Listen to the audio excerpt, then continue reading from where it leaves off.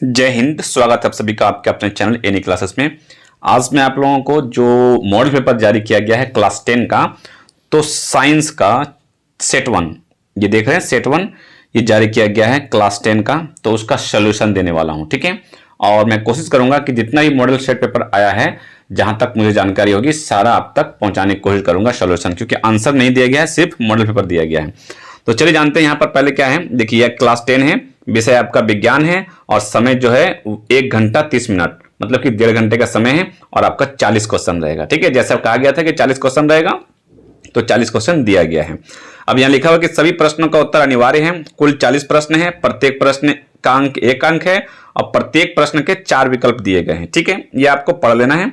अब आगे पहले क्वेश्चन की ओर चल लेते हैं कि क्या क्वेश्चन दिया गया है। ठीक है, तो अब यहाँ देखिए फर्स्ट क्वेश्चन आपका लिखा हुआ कि दाढ़ी बनाने में किस प्रकार के दर्पण का उपयोग किया जाता है। ठीक है, ये फर्स्ट क्वेश्चन आपका है और आपका फर्स्ट क्वेश्चन का आंसर आपको देना है। तो ये आपका समतल है, उत्तल है, अवतल है या इनमें से कोई नहीं है, तो आपका उत्तल दर्पण होगा, सॉरी अवतल दर्पण होगा। तो दाढ़ी बनाने के लिए कौन सा उपयोग करते हैं, तो अवतल दर्पण का उपयोग करते हैं। ठीक है, नेक्स्ट क्वेश्चन जो आपका है कि गोलीय दर्पण में फोकस दूरी एवं वक्रता त्रिज्या के बीच संबंध क्या है, तो इसका आंसर आपका होगा F=R/2, जो बी नंबर का ऑप्शन है। ठीक, नेक्स्ट क्वेश्चन जो 3 नंबर का है कि प्रकाश के अपवर्तन की क्रिया में कौन सी भौतिक राशि अपरिवर्तित रहती है। ठीक है, प्रकाश के अपवर्तन में, तो इसका आंसर आपका हो जाएगा ए, जिसको कहते हैं आवृत्ति। ये आपका जो है भौतिक राशि अपरिवर्तित रहती है, परिवर्तित नहीं होती है। नेक्स्ट क्वेश्चन 4 नंबर का है कि अवतल दर्पण से परावर्तन के बाद किरण किस बिंदु से होकर गुजरती है। ठीक है, अवतल दर्पण से परावर्तन मतलब टकराने के बाद तो किस बिंदु से होकर गुजरती है, यह आपको आंसर देना है और इसका आंसर यहां पर एफ से, फोकस से होकर गुजरती है। ठीक है, नेक्स्ट है कि किसी दर्पण से वस्तु को कहीं भी रखने पर वस्तु के बराबर आकार का सीधा प्रतिबिंब बनता है, तो दर्पण होगा। तो दर्पण कैसा होगा, क्वेश्चन नंबर 5 का जवाब है सी, कैसा रहेगा, समतल होगा। ठीक, नेक्स्ट क्वेश्चन नंबर 6 है कि प्रकाश के अपवर्तन के कितने नियम है। ये बहुत ही सिंपल क्वेश्चन, जो आप लोग भी मालूम होगा कि अपवर्तन के 2 नियम होते हैं। बी नंबर ऑप्शन इसका सही हो जाएगा, बी नंबर। ठीक, आगे बढ़ते हैं। तो क्वेश्चन नंबर 6 के बाद आपका हो जाता है 7 नंबर। तो 7 नंबर का क्वेश्चन जो है यहाँ पे लिखा हुआ कि किसी गोलीय दर्पण की वक्रता त्रिज्या 50 सेंटीमीटर है, तो उसकी फोकस दूरी क्या होगी, तो इसकी फोकस दूरी 25 सेंटीमीटर होगी। ठीक है, गोलीय दर्पण की वक्रता त्रिज्या अगर 50 सेंटीमीटर है तो उसकी फोकस दूरी कितनी होगी, 25 होगी। आप लोगों को फॉर्मूला मालूम होगा, ऊपर फॉर्मूला भी दिया गया, 25 मतलब हाफ कर रहा है ना, 50 का आधा 25 है। नेक्स्ट क्वेश्चन आप देखते हैं, आगे बढ़ते हैं। नेक्स्ट क्वेश्चन यहाँ 8 नंबर जो क्वेश्चन है यहाँ पे लिया हुआ है कि 1 मीटर फोकस दूरी वाले उत्तल लेंस की क्षमता क्या होती है। 1 मीटर फोकस दूरी वाली, तो आपका क्या होगा, ये ऑप्शन नंबर बी होगा, आपका 1 डायोप्टर होगा। 9 नंबर है किसी उत्तल लेंस की फोकस दूरी हमेशा होती है, उत्तल लेंस की तो हमेशा ऐसे क्या होती है, पॉजिटिव होती है। तो देखिए उत्तल में पॉजिटिव, तो अवतल में क्या होगा, नेगेटिव। यहां से 2 क्वेश्चन निकल जाएगा आपका। खैर 9 का आंसर ए है। 10 में कि प्रकाश का वेग न्यूनतम होता है, प्रकाश का वेग न्यूनतम मतलब कम किस में होता है, तो आपका जल में न्यूनतम होता है। 11 क्वेश्चन है कि 4D क्षमता वाले अवतल लेंस की फोकस दूरी होगी 11 का, तो आपका 11 का आंसर आपका होगा बी नंबर, 25 सेंटीमीटर। कितना हो जाएगा, 25 सेंटीमीटर होगा। ठीक है, नेक्स्ट क्वेश्चन आपका 12 में क्या पूछा जा रहा है कि किसी उत्तल लेंस का फोकसांतर 50 सेंटीमीटर है, तो उसकी क्षमता क्या होगी, तो उसकी क्षमता 2 डायोप्टर हो जाएगी। ठीक, नेक्स्ट क्वेश्चन आगे की ओर चलते हैं, क्वेश्चन नंबर 13 की ओर बढ़ते हैं। तो 13 में है कि प्रकाश का वेग सर्वाधिक कहां होता है, तो प्रकाश का वेग, अब एक बार वेग पूछ रहा है सर्वाधिक, तो निर्वात में सर्वाधिक होता है। ठीक है, 14 में है कि दिए गए प्रक्रम में कौन उष्माक्षेपी है। ठीक है, तो इसका आंसर हो जाएगा आपका श्वसन जो है वो उष्माक्षेपी है। 15 का क्वेश्चन नंबर 15 है कि चिप्स के पैकेट में, जो आप लोग बहुत चिप्स खाते होंगे है ना, तो विकृत गंधिता से बचाने के लिए कौन सी गैस डाली जाती है, मतलब कि ज्यादा दिन तक वो रहे और गंधिता से बचे रहे, तो उसके लिए कौन सा, तो आप लोगों को, आप लोग इसको जानते भी होंगे आंसर, तो इसका आंसर बी हो जाएगा, नाइट्रोजन। ठीक है, नेक्स्ट क्वेश्चन जो आपका है 16 नंबर कि जंग लगना किस प्रकार की अभिक्रिया है। 16 नंबर, तो ये है संयोजन अभिक्रिया है। ठीक, अब जो 17 क्वेश्चन देखते हैं कि 17 नंबर क्वेश्चन है, 40 क्वेश्चन दिया गया है। ठीक है, तो 17 में क्या दिया गया है, 17 में यहां देखते हैं कि दिए गए अभिक्रिया में किस पदार्थ का उपचयन हो रहा है। ठीक है, 17 नंबर क्वेश्चन दिया हुआ है कि किस पदार्थ का उपचयन हो रहा है, तो आपका सी, कार्बन का उपचयन हो रहा है। 17 के बाद 18 आते हैं। 18 में है कि दिए गए कौन सा रासायनिक समीकरण संतुलित है। अब संतुलित करना होगा आपको, तो ए बी सी डी सबको देखकर आपको करना होगा, तो इसका आंसर ए नंबर है। ये संतुलित है, बाकी सब संतुलित नहीं है, आप संतुलित करके देख सकते हैं। ठीक है। 19 में जो है कि दिए गए चित्र में कौन सी अभिक्रिया हो रही है, कौन सी अभिक्रिया हो रही है। यहां पर ये देखिए चित्र दिया गया है। अब यहां से अभिक्रिया क्या हो रही है वो आपको बताना है कि संयोजन है, ऊष्माक्षेपी है, वियोजन है कि विस्थापन है। ठीक है, ये आपको आंसर देना है। तो आपका क्या हो रहा है, विस्थापन हो रहा है। ठीक, विस्थापन हो रहा है। 20 में है कि दिए गए पदार्थ में कौन गंधीय सूचक की तरह व्यवहार करता है। गंधीय सूचक की तरह व्यवहार कौन करता है, तो चाइना रोज व्यवहार करता है गंधीय सूचक की तरह। आगे बढ़ते हैं, 20 कंप्लीट हो चुका है, 21 में आते हैं। ठीक है, 21 में क्या है आपका, 21 में देखिए हड्डियों को जोड़ने के लिए डॉक्टर किस लवण का प्रयोग करते हैं। ठीक है, तो प्लास्टर ऑफ पेरिस मालूम है आप लोगों को, इसका सूत्र बताना है आपको। तो 21 का जो आंसर होगा ये है डी नंबर, ये सही आंसर है।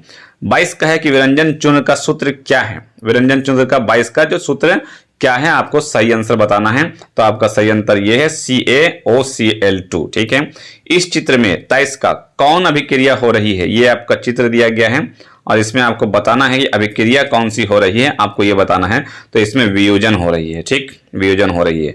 नेक्स्ट आपका जो है 24 नंबर क्वेश्चन। तो 24 का क्वेश्चन है कि टमाटर में कौन सा अम्ल पाया जाता है। टमाटर में, है ना, कहीं आप लोग पढ़े होंगे तो शायद आप लोगों को मालूम होगा कि ऑक्सैलिक अम्ल पाया जाता है किसमें, टमाटर में पाया जाता है। ठीक है, नेक्स्ट क्वेश्चन आगे बढ़ते हैं। 25 नंबर क्वेश्चन क्या दिया गया देखते हैं कि तनुकरण 25 क्वेश्चन नंबर 25 में क्या दिया हुआ है कि तनुकरण प्रक्रिया में होती है 25 का। तो 25 का आंसर नंबर है H+OH आयन के सांद्रता में कमी। तनुकरण में क्या होता है, आयन की सांद्रता में कमी होती है। 25 का सी ऑप्शन सही है। 26 में निम्नलिखित में कौन प्रकाशीय वियोजन का उदाहरण है, तो इसका AgBr Ag+Br ये उदाहरण है। ठीक है, 27 में जो आपका है क्वेश्चन यहाँ पे लिखा हुआ है कि अमीबा अपने किस अंग से भोजन ग्रहण करता है। बहुत ही इंपॉर्टेंट और बहुत ही अच्छा क्वेश्चन है कि अमीबा अपने किस अंग से भोजन ग्रहण करता है। तो शायद आप लोगों को मालूम होगा कि कूटपाद, जो इसका सही ऑप्शन है 27 का सी नंबर सही होगा। 28 का कि पाचन प्रक्रिया में वसा का इमल्सीकरण कौन करता है। ठीक है, 28 में तो आपका पित्त जो है वो इमल्सीकरण करती है। 29 का निम्नलिखित में से किस जीव में स्वपोषी पोषण होता है। 29 का आपको जवाब देना है, स्वपोषी होता है तो स्वपोषी पोषण होता है, तो ये आपका सही आंसर डी है, आम में होता है। मानव हृदय में कितने कोष्ठ होते हैं 30 का, तो 30 का आंसर आप लोगों को मालूम होगा। तो एक काम करते हैं कि 30 का जो आपको होमवर्क दे दिया जाता है। ठीक है, कमेंट करके बताएंगे कि मानव हृदय में कितने कोष होते हैं। आप सभी मानव हैं, आपके पास हृदय है, आप बताएंगे कि कितने कोष होते हैं। 1 2 3 4 4 ऑप्शन है, 4 लिखा हुआ है। आप इसको कमेंट करके बताएंगे कि क्या होता है, देखते हैं किसका जवाब सही होता है। ठीक है, तो आगे बढ़ते हैं 31 का। श्वसन वर्णक किसे कहते हैं 31 का, तो श्वसन वर्णक आपका क्लोरोफिल को कहते हैं। 32 में उत्सर्जन तंत्र की क्रियात्मक इकाई क्या है। 32 का आंसर होगा विकाणु हो जाएगा। ओके, 32 के बाद आते हैं 33 में। तो 33 में क्या है आपका देख लेते हैं कि वृक्क की क्रियाशीलता कम होने पर रक्त को शरीर से बाहर निकालकर छानने की प्रक्रिया को क्या कहा जाता है। तो इसके छानने की प्रक्रिया को अपोहन कहा जाता है। क्या कहा जाता है, अपोहन। अब यह देखिए वृक्क है और क्रियाशीलता है और रक्त है, खून है, तो छाना जा रहा है ना, तो अपोहन कहते हैं इसको। ठीक है, जनन की मूल घटना क्या है 34 का, तो 34 का जनन की मूल घटना है डीएनए की प्रकृति बनना। ठीक, और 35 का क्या है कि दिया गया चित्र किस प्रकार के जनन को दर्शाता है। ये देखिए चित्र दिया हुआ है और ये किस प्रकार का जनन को दर्शाया जा रहा है, ये बहुखंडन हो रहा है। ठीक है, कौन सा हो रहा है, बहुखंडन, इसका ए नंबर आंसर है। अब 36 की ओर बढ़ते हैं। तो 36 में आपका क्या है कि नर युग्म तथा मादा युग्म के संलयन को क्या कहते हैं। 36 का तो निषेचन कहते हैं, नर और मादा, तो इसको क्या कहेंगे, निषेचन कहेंगे। 37 में क्या है कि लड़कों में यौन अवस्था के लक्षणों का नियंत्रण कौन हार्मोन करता है। ठीक है, 37 का तो ये करते हैं टेस्टोस्टेरोन करते हैं। ओके, नंबर ए नंबर सही है। 38 में है कि सौर स्थिरांक का मान क्या है। सौर स्थिरांक का मान क्या है, तो 1.4 kW/m², वाट पर मीटर स्क्वायर है। ठीक है, उसके बाद 39 में है कि जैव गैस का मुख्य घटक क्या है। तो जैव गैस, ये तो बहुत इंपॉर्टेंट और बहुत इजी क्वेश्चन है, शायद आप लोगों ने कहीं भी थोड़ा सा बहुत पढ़ा होगा तो मालूम होगा आप लोगों को कि इसका जो मीथेन सही आंसर है डी नंबर। ठीक है, 39 का। अब जो 40 है तो 40 देखते हैं कि 40 में क्या लिखा हुआ है। तो 40 नंबर में क्या है कि महासागरीय तापीय ऊर्जा प्राप्त करने के लिए महासागर के पृष्ठ के जल का ताप और 2 मीटर की गहराई में के जल के ताप में कितने का अंतर होना चाहिए। तो कितने का अंतर होना चाहिए, तो 20 डिग्री सेल्सियस का आंसर होना चाहिए। 20 डिग्री सही है, ठीक है। और आपका जो मैंने कमेंट करके बताया था कि आपको कमेंट करके बताना है, उसका जवाब आप देंगे और कमेंट करके बताएंगे क्या सा जवाब हो सकता है, ठीक है। आप अगर वीडियो स्किप करके देख रहे हैं तो उसको पूरा देखें, क्योंकि ये वीडियो तो आपका पूरा देखना होगा। और इस तरह का मैं कोशिश करूंगा कि जितने भी आपका मॉडल सेट है सभी का आंसर मैं बताने की कोशिश करूंगा आपको, क्योंकि मॉडल पेपर जारी किया गया है, आंसर शीट जारी नहीं किया गया है, तो सारा का आंसर शीट जारी करने का कोशिश करूंगा मैं, ठीक है। अगर चैनल में नए हैं तो चैनल से जुड़ जाएं और चैनल को सब्सक्राइब कर ले। ओके फ्रेंड्स, मिलते हैं फिर नेक्स्ट वीडियो में कुछ खास जानकारी के साथ। तब तक रखें अपना ख्याल। Thank you friends, thanks for watching.